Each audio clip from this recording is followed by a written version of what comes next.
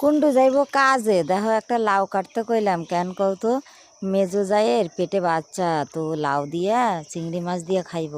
তো আমি একটা কাইটে দিতে কইলাম, সকাল সকাল দিয়ে আইছে। একটা হচ্ছে সিয়াগো, একটা বন্যাগো, আর একটা হচ্ছে ওই বিপ্রগো। তো দেখো গপ্প করতে করতে আমার ভাতটা হয়ে গেল, ঝরা দিয়ে দিলাম। আর উঠছি কয়টায় জানো তো? 7টার সময়। এইদিকে কাজে যাইব 7টা 6টায় বেরোইব, কিন্তু কি করুম আমি এখন? তরকারিটা হয়ে গেছে, এবার ভাতটা বাড়ার পালা। ওরে বাস, বাটি কই?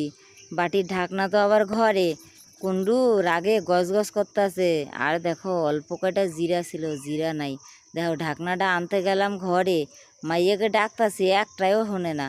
এইদিকে ভাতটা কখন বারুম? কুন্ডু আইসা দেখো কি তাড়াতাড়ি করতেছে। ভাতটা নিয়ে এখন যাইতে পারলে বাসে, আর ওইদিকে বেলার মানে বেলা তো হয়ে